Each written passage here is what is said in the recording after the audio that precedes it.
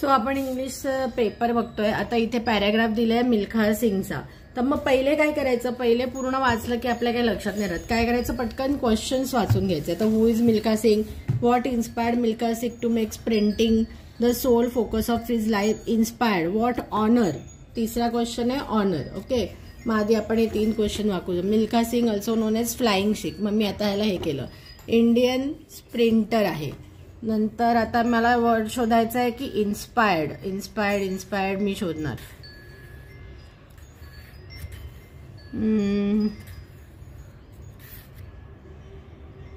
So inspired word नाही दिसत आहे, पण आपल्याला what inspired to make printing the sole focus of his life. तर मी आता ह्याला अंडरलाईन करून टाकले. आणि what honour. Okay, so honour आहे. ओके, सो फर्स्ट क्वेश्चन होता. आपण आता हे सगळ्या ऑनर्सचे इथे मी हायलाइट करून घेतले. आता परत आपण क्वेश्चन वाचूया. Who is Milkha Singh. मग आता पहिल्याच लाईन मध्ये आहे की Indian track and field sprinter. So आपला आन्सर आहे an Indian sprinter known as flying Sikh. What inspired Milkha Singh to make sprinting the sole focus of his life. Okay, I wanted to success, then he decided to make running had thus become. Okay, so आता ह्याचा answer जे आहे ते एका line मध्ये नाहीये. Okay, so he was disappointed with his debut performance at the 1956 Melbourne Olympics. So कशाने inspire केला, तर ह्याला किती मार्क आहे बघायचे. जर ह्याला एकच मार्क असेल तर काय लिहायचं की his debut performance, his disappointing debut performance at 1956 Melbourne Olympics inspired him to make sprinting the sole focus of his life. Okay, so only 1 mark असेल तर हे एवढी एकच लाईन येणार.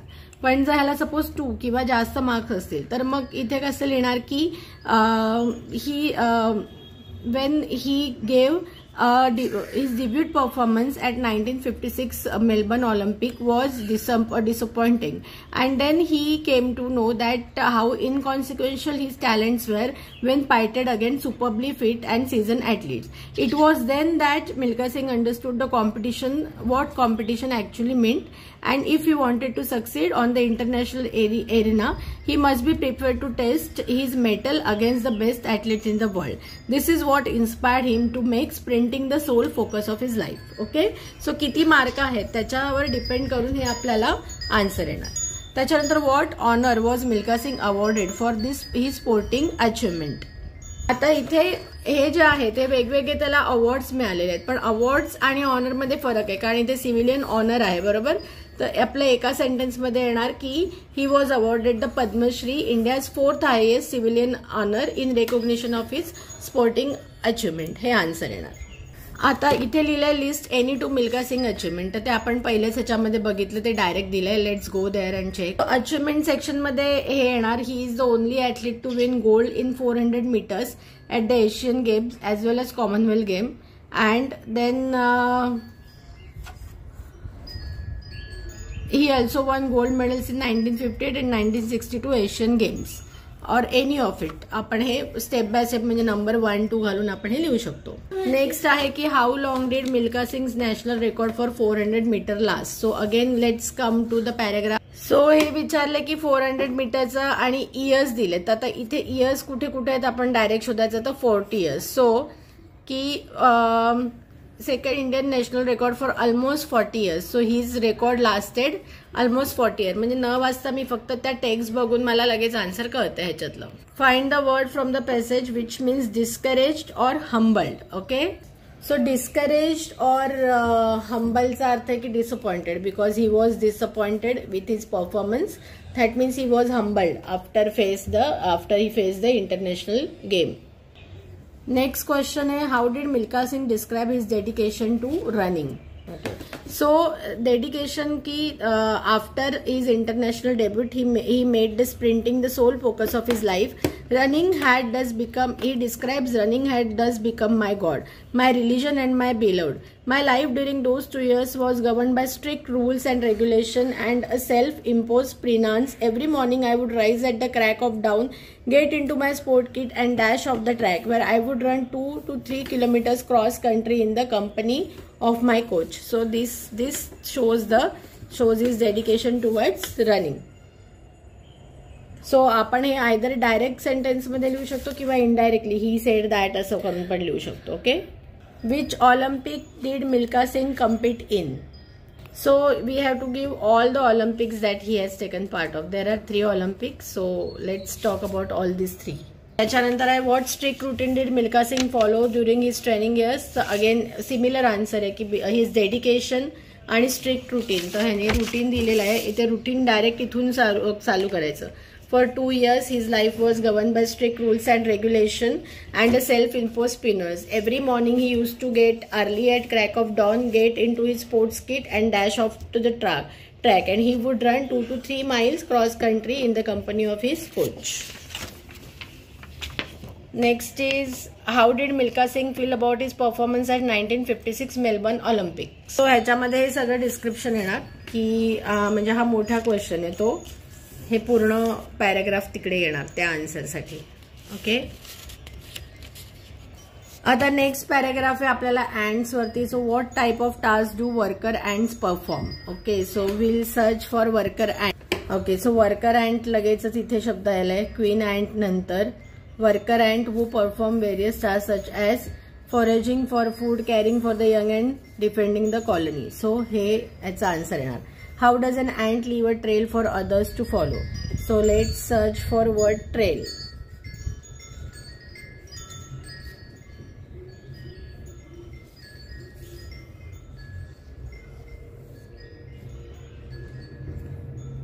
Wait. So it will leave a trail. Okay, so for example, when a worker ant finds food, it will leave a trail of pheromones behind it so that other ants can follow the scent and locate the food source. So this is the answer for how does the ant leave the trail for others to follow. What is one of the roles of soldier ant? मग आता soldier ant, let's see कुठे आहे soldier ant. अजून एक वे असेल की जर तुम्हाला असं कठीण वाटत असेल तर एकदा फक्त पॅराग्राफ वाचून घ्यायचा फास्ट, नंतर मग परत क्वेश्चन बघायचे आणि मग तो वर्ड फाइंड करायचा, म्हणजे तुम्हाला पटकन तो कुठे आहे तेव्हा लक्षात येईल. सो सोल्जर अँड इथे आहे which defend the colony from predators and worker ants which. So आपल्याला फक्त what is one of the role? Defend the colony. So answer is defend the colony. How large can ant colony be? Okay, so large शब्द शोधायचे आपल्याला. So इथेच त्यांनी दिलंय ants live in colonies that can range in size from just a few individual to million of ants. Okay, so how large it can be? To the million of ants. What is the antonym for defending? आता antonym आहे. Antonym means opposite. So defending चालणार attacking. Defend करणं attacking. What would happen if ants were removed from ecosystem? So आता ecosystem word शोधा. So without ants many ecosystem would not function properly. In conclusions,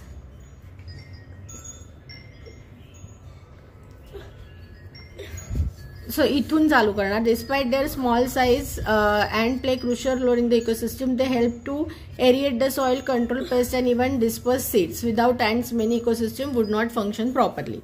This will be answer. So हे झालं what would happen if ants were. So हे झालं त्याचं answer. What is the relation between ants and the environment? आता हे तिन्ही question जे आहेत पुढचे ते ऑलमोस्ट लाईक सेमच आहे. मग कसे ते कॉन्ट्रीब्युट करतात एन्व्हायरमेंटला की they aerate soil, they control pest and even disperse seeds. So this is how they contribute to environment. Then how do ants contribute to ecosystem? Again the same answer. So these three are almost like sameच answer आहे त्याचं. What is the synonym of the remarkable? So आता त्यांनी हे नाही सांगितलं की त्यांना ह्याच्यामधनच हवंय का पॅसेजमधनं. तर रिमार्केबल म्हणजे युनिक असू शकतं आणि या पॅसेजमधनं जर घ्यायचं तर फॅसिनेटिंग हा वर्ड असू शकतो रिमार्केबलला. ओके, सो रिमार्केबल म्हणजे युनिक किंवा notable. Let's go to next. What is the main job of queen ant? So queen ant चा main job आहे lay eggs. त्याच्यानंतर आता आहे write an application letter to the principal of your school requesting him her to issue transfer certificate. तर आता आपण आपल्या चॅनलवरती फॉर्मल लेटरचा फॉर्मॅट दिलेला आहे. ओके, सो तो बघा म्हणजे तुम्हाला हे लेटर कळेल. Write a letter to your friend inviting him her to your elder sister wedding. Again आपण इन्फॉर्मल अँड फॉर्मल लेटर दोन्ही केलेले आहेत आपल्या चॅनलवरती, तर ते प्लीज बघा आणि थोडाफार सेंटेन्सेस इकडे तिकडे होईल ॲज पर द सब्जेक्ट. त्याच्यानंतर you visited your grandmother house with your parent, you had journey by train, write a diary entry. So diary एंट्रीचा आपण व्हिडिओ बनवूया. एसे व्हिजिट म्युझियम, एसे पण आपण वेगळा व्हिडिओ बनवूया. तर आपण let's move to grammar. So आता the teacher explains the lesson to the students, change into. हे ग्रामर सुद्धा आपण एक वेगळ्या व्हिडिओमध्ये केलेलं आहे सगळं. So quickly I will just give the answers only. The teacher explains the lesson to the student, change into passive voice येणार. आपण इकडे आन्सर्स ऑलरेडी लिहिलेली आहेत. The lesson is explained by the teacher to the students. A letter is written to her friend by her, change into active voice. She writes a letter to her friend. They say we built a new school in the town, change into indirect. They say that they built a new school in the town. The fear shall be overcome by us, change into active voice. We shall overcome the fear. हे कसं येतंय काय येतंय आपण सगळे explain करण्याचे वेगळे videos दिलेले आहेत. So I am not going into that again. Tom says that he repaired the bicycle yesterday. आता हे आपल्याला आता उलटं करायचंय, इनडायरेक्टचं डायरेक्ट मध्ये करायचंय. सो टॉम सेज तसंच्या तसं लिहायचं. टॉम सेज इथे कोट्स द्यायचे. डॅट हा येणार नाही. आता आतमध्ये तर ही रिपेअर्ड आहे म्हणजे तो स्वतःबद्दल बोलतोय म्हणजे आय येणार आणि सेज आहे म्हणजे हा वाक्य तसंच तसंच राहणार. I repaired the bicycle yesterday. Okay, हे ह्याचा आन्सर आहे. त्याच्यानंतर चेंज इनटू इनडायरेक्ट स्पीच हे पण आपण बघितले. The children say we have eaten all the cookies, the children say that they have eaten all the cookies. Change into direct speech. My friend says that she will write a poem. Again इथे पण says आहे reporting verb. So my friend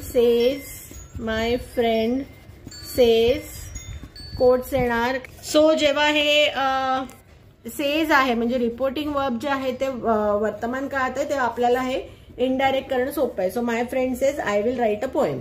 इतकं सोपं येणार ह्याचं. She had finish her homework before the movie started. So आपण हे बघितलं होतं. हे करायचंय change into passive voice. So her homework was finish by her before the movie started will be the answer. The next आहे rearrange the jumble words to make the meaningful sentence. So हे जेव्हा jumble दिलेले असतात ते सोपे असतात. थोडं आपण इकडे तिकडे करून बघायचं. फक्त काय करायचं की आपण एकदा एक वर्ड मार्क केला की इथे त्याला अंडरलाईन करायची म्हणजे टू बी शुअर की आपण कुठलाही वर्ड मिस केला नाहीये. So mountains look lovely in the winter हे येणार. इथे येणार official language, the official language of India is Hindi. So इथे द दोनदा आहे. The camel is called the sheep of desert. इथे द कॅमल नाही येणार. Camel is called the sheep of the desert असं येणार. Popularly is Sachin Tendulkar the called god of cricket. So Sachin Tendulkar is popularly called the god of cricket. Sets where's the sun always in the. The sun always sets in the west. Known the Diwali is festival of lights. The Diwali is a festival of lights. Diwali is known as the festival of lights. Okay. So सगळे दोनदा the असेल तर तो use केलाय की नाही हे आपण नीट जरा काउंट करून बघायचे. 1 2 3 4 5 6 1 2 3 4 5 6 फाईन म्हणजे आपला पूर्ण सेंटेन्स याच्यामध्ये कव्हर झालाय आपल्याला कळतं. तर नेक्स्ट आहे की correct fill in the blanks with appropriate word. My father dash the meet principal yesterday. So yesterday आहे. So my father met the principal yesterday. Past tense, simple past tense आला. So आता आपल्याला the teacher said Ram must be awarded म्हणजे हे quotes मध्ये दिलंय. So it is an indirect speech. Dash we finally reach the mountain summit. Fill in the blanks with appropriate interjection. So okay, so इथे थोडंसं confusing आहे. आता well we finally reach the mountain summit हे सगळेच appropriate वाटतात, पण आता जर थोडा विचार केला तर माउंटन समिटवरती चढेपर्यंत लोक दमलेले असतील. सो दमल्यानंतर आपण काय म्हणणार, हुश किंवा finally reach the mountain summit. So aha is more appropriate option here. तर she studied 4 hours before taking the final exam. The teacher said. So teacher said she had studied 4 hours before taking the final exam. I am going to concert tonight, she said. Mata, she said that I am so she was going to concert and tonight आहे म्हणजे that night. So she said that she was going to concert that night will be the correct answer. So sentence using following interjections हे तर सोपं आहे, आपण जसं आपल्याला पाहिजे ह्याचे सेंटेन्स बनवू शकतो. सो आता हे 3 पॅराग्राफ्स आहेत पुस्तकातले. So what is the verdict. Verdict ह्याच्यामध्ये जे दिलंय की Jumman stood up and announce. So verdict is our Sahu should play Algu the price of the bullock. When Sahu bought the bullock, it suffered from no disability or disease. The death of the bullock was unfortunate, but Algu cannot be blamed for it. So this is the verdict. So the verdict was Sahu should play Algu the price of the bullock. Who were cross-examined in this case? Both. So both Algu and Sahu were cross-examined in the case. Find the word from the extract which means purchase. आता आपल्याला purchase चा word आपल्याला शोधायचा आहे. So Sahu bought the bullock आहे, बरोबर. Bought म्हणजेच बायचं भूतकाळ आहे बॉट. सो बॉट म्हणजे purchase. What did Jumman say about the bullock. So जुम्मनने काय सांगितलं बुलक बद्दल. नाही, एवढं सगळं नाही बोलायचं. Jumman said that bullock suffered from no disability or disease. The death of the bullock was unfortunate but Algu cannot be blame for it. Okay. Who decided the outcome of the case. Algu, Sahu, Jumman. The panchayat. कोणी केलं. The पंचायतने केलं. Next is poem. Who used to cry bangles, crystal bangles. So hawker. Hawker used to cry. What was the routine of the hawker? The routine of the hawker was that there was nothing to hurry on him. He used to cry crystal bangles the whole day. Yeah, he will just roam from one street to another street. The word crying in the stanza means. Crying means shouting. Why did the child want to be hawker? The child wanted to be a hawker to spend his days on the road crying bangles, crystal bangles. Okay. Next आहे ते म्हणजे धड्यावरून questions आहेत, तर ते तुम्ही धडा chapter हे करून तुम्हाला हे लर्न करायचे. तर इथे आपलं इंग्लिशचं रिव्हिजन वर्कशीट संपली आहे. तुम्हाला आमचे व्हिडिओ आवडत असतील तर प्लीज लाईक, सबस्क्राईब, शेअर करा. थँक्यू.